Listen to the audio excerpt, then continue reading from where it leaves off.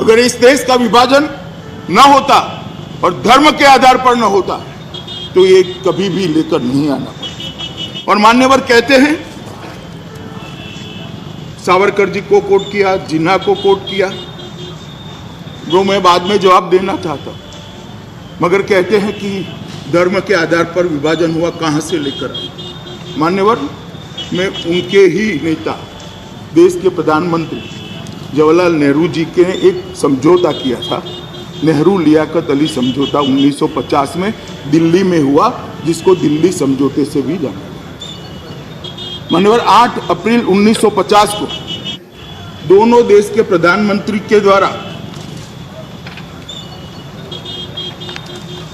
हस्तलिखित हस्ताक्षर किया हुआ ये समझौता, उसकी पहली बात है कि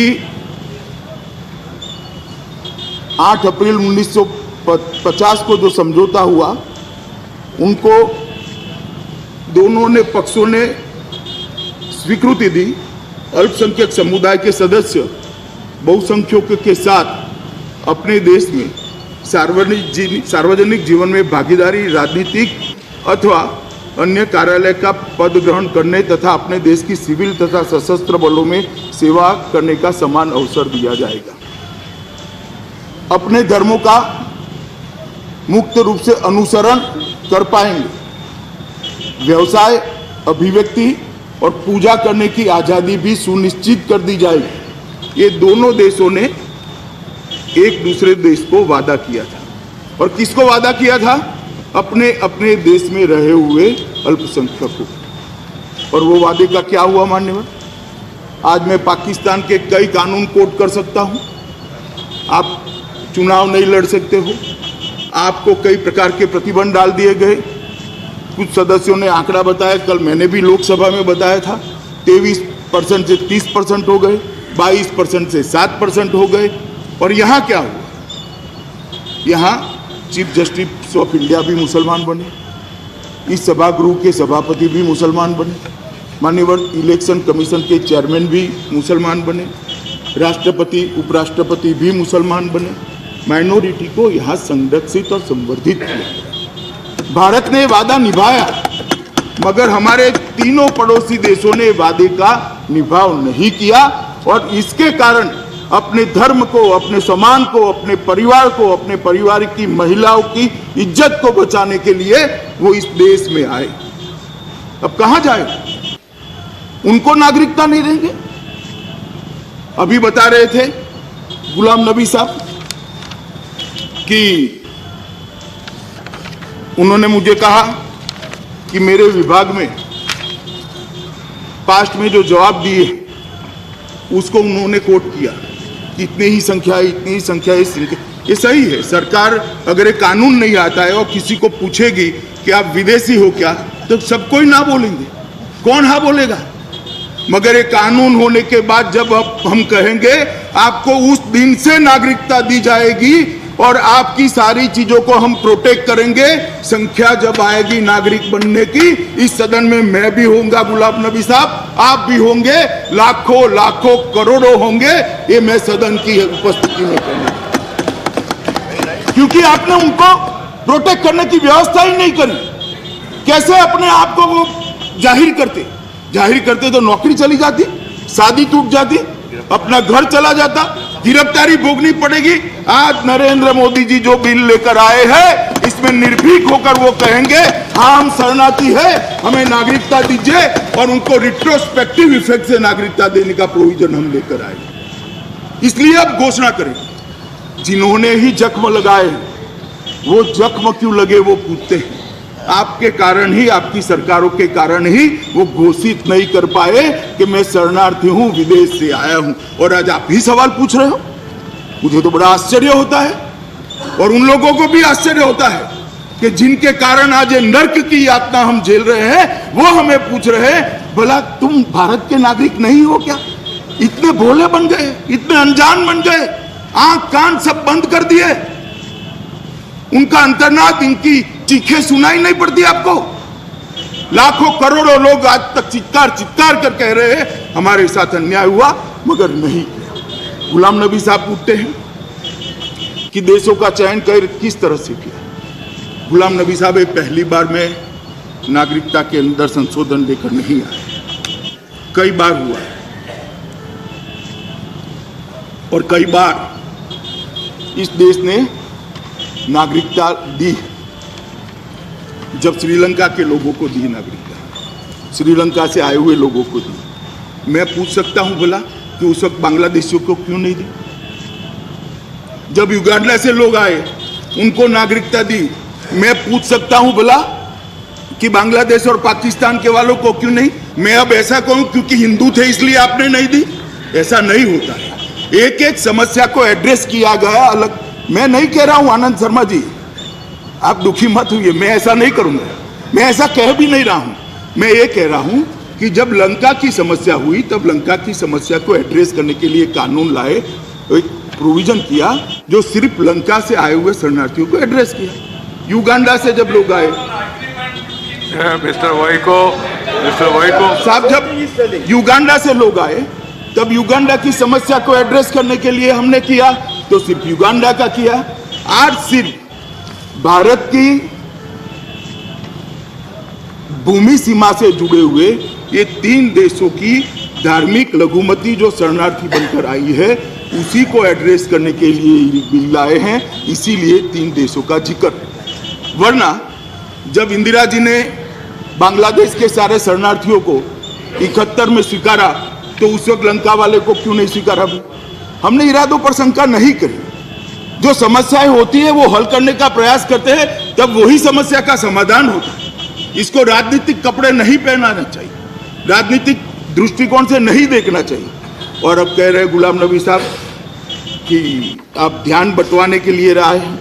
गुलाम नबी साहब, हमें ध्यान बंटवाने की कोई ज़रूरत नहीं है।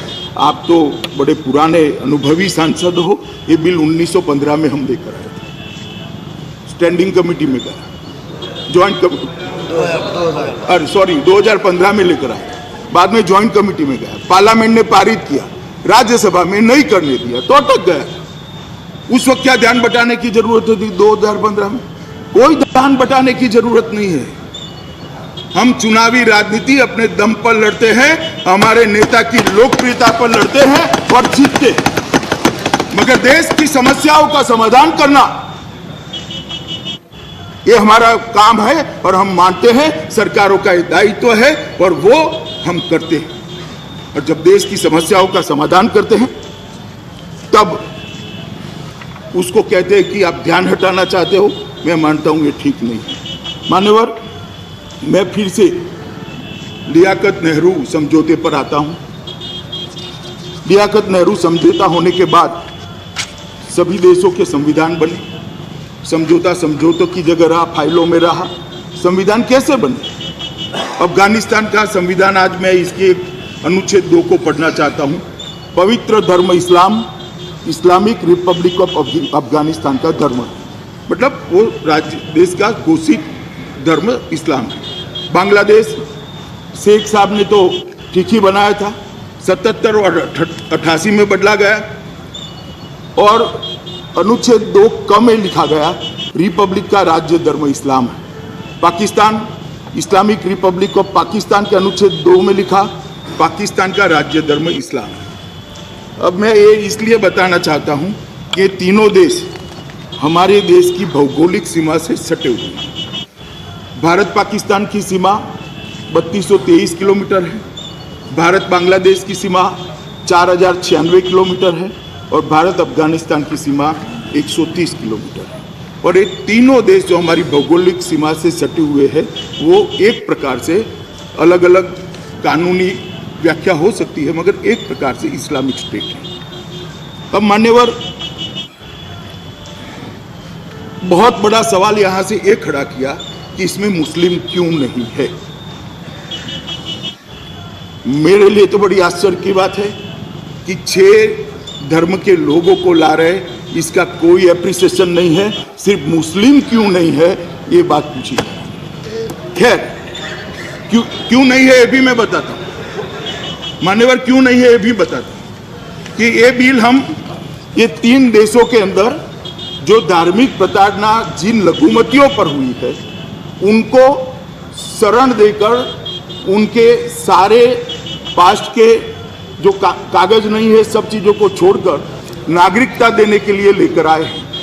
अब जब मैं माइनॉरिटी शब्द का प्रयोग करता हूं, कोई मुझे बता दे विपक्ष में से कि बांग्लादेश, पाकिस्तान और अफगानिस्तान में इस्लाम मत के अनुयायी माइनॉरिटी कहे जाएंगे क्या? नहीं कहे। और धार्मिक प्रताड़ना का जहां तक सवाल है,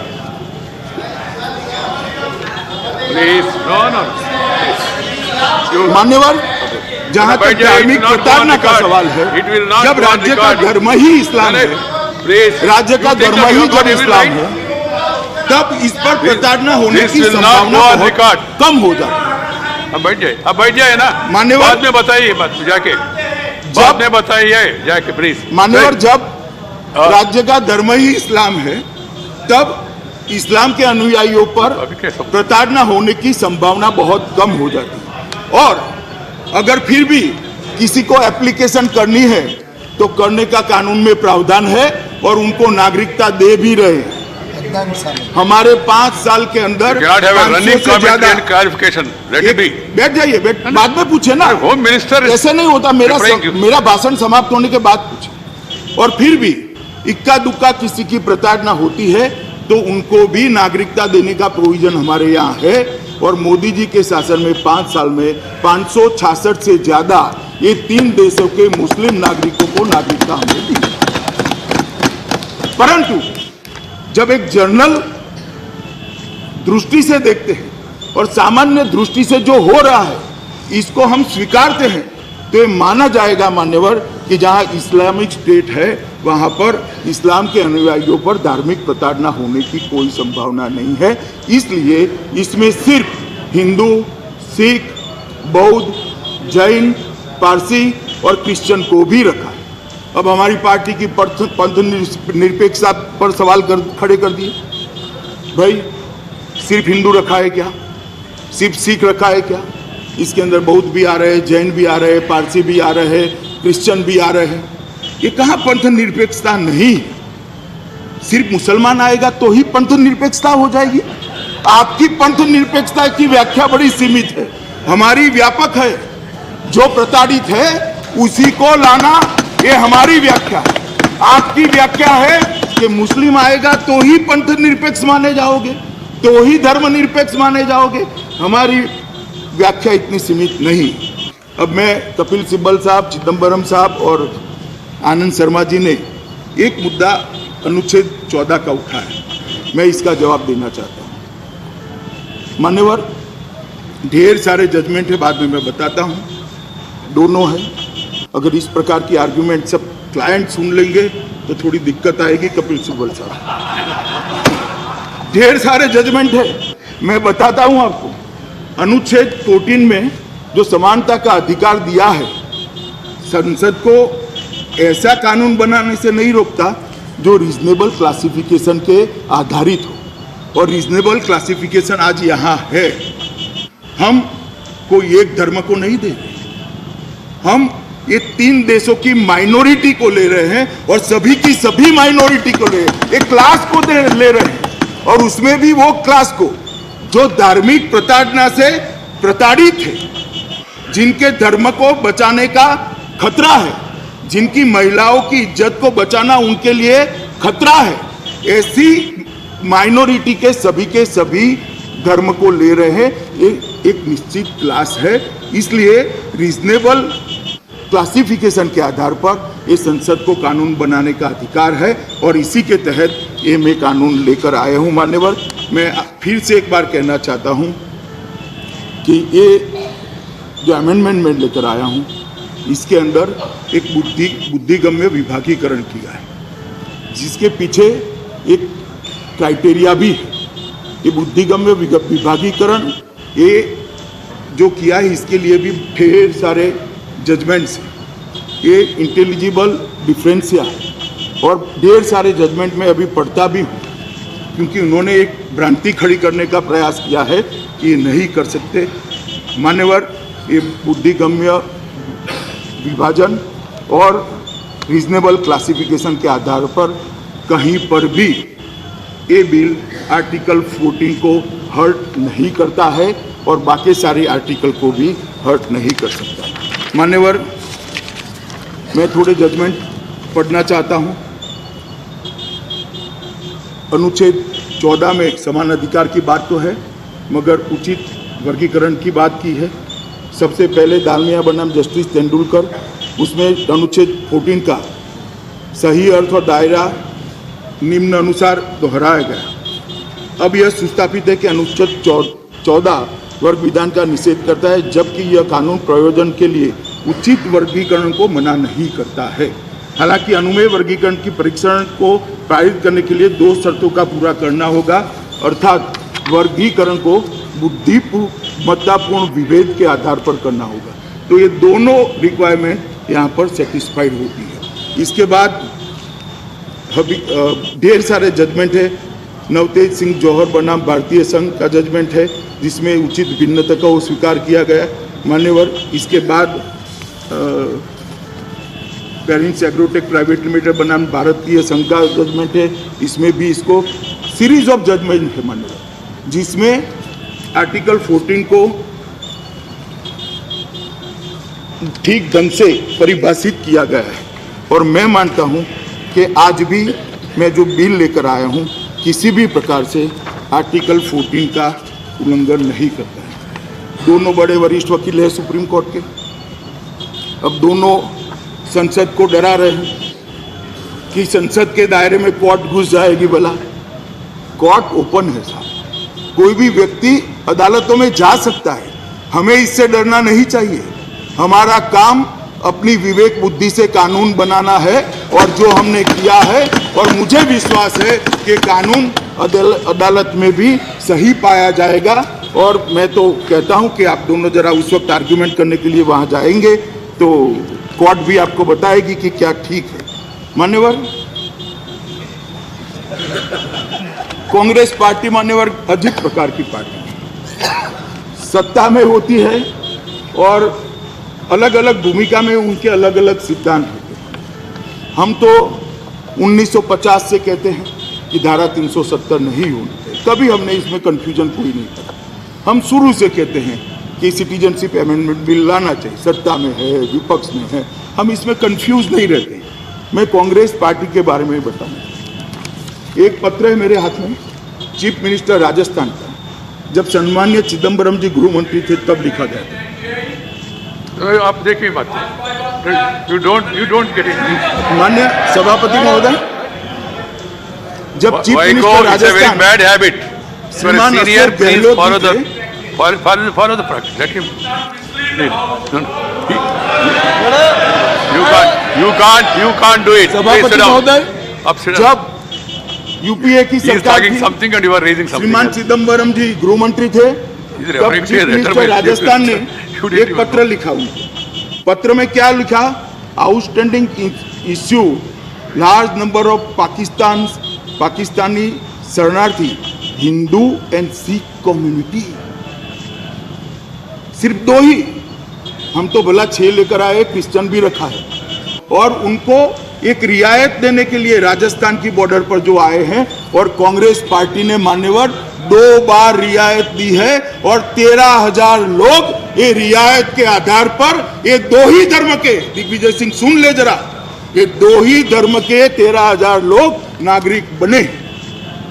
मगर वो नहीं दिखाई पड़ेगा, क्योंकि कांग्रेस जो करेगी वो तो सारा सेक्युलरिज्म है, सारा सेक्युलरिज्म, जो करो वो कोई आपत्ति नहीं है। कब तक मूर्ख बनाओगे माइनॉरिटी को? मान्यवर, ये कह रहे थे कपिल सिब्बल साहब के, आपसे कोई नहीं डरता मुसलमान। मैं तो नहीं चाहता डरे, आपके ही लोग कहते हैं डर है डर है डर है। मैं कभी नहीं कहता कि डरो, डरना भी नहीं चाहिए। इस देश के गृह मंत्री पर सबका भरोसा न होना चाहिए, और मैं कहता हूं माइनॉरिटी को जरा भी चिंता मत करो। और इस बिल के लिए भी मान्यवर, इस बिल के लिए भी कहता हूं कि ये बिल भारत में रहने वाले किसी भी माइनॉरिटी को, और विशेषकर मुस्लिम भाइयों बहनों को जरा भी नुकसान करने वाला नहीं, क्योंकि ये बिल सिर्फ उनको नागरिकता देता है, किसी की नहीं छीनता है। किसी की नागरिकता छीनने का सवाल ही नहीं है इस बिल से। इसके कोई प्रोविजन में से निकालकर मुझे बता दे जरा। किसी की नागरिकता नहीं छीनने जा रहे हम जो वहां से बेचारे वो शरणार्थी आए हैं उनको दे रहे हैं। इसमें भला भारत के मुसलमानों को क्या आपत्ति होगी? क्यों भेद खड़ा कर रहे हो? भारत के मुसलमानों को भारत ने सम्मान दिया है। बाद में मैं आता हूं नरेंद्र मोदी सरकार ने भी क्या किया है, मगर हमने सम्मान दिया। उनको डरने की कोई जरूरत नहीं है। मान्यवर, इनके नागरिकता को कोई असर होने वाला नहीं है। ये तो वहां से जो प्रताड़ित लोग आए हैं, हिंदू है, सिख है, बौद्ध है, जैन है, क्रिश्चियन है, पारसी है, उनको नागरिकता देने का सवाल है, किसी को हटाने का नहीं। इसलिए मेहरबानी कर पॉलिटिक्स करिए, परंतु पॉलिटिक्स कर देश में भेद खड़ा नहीं करना चाहिए। मैं आज मन से आपको अपील करना चाहता हूं, ये बड़े संवेदनशील मामले होते हैं और ये जो आग लगती है वो अपने ही घर को जलाती है। इसलिए इस आग से किसी ने खेलना नहीं चाहिए।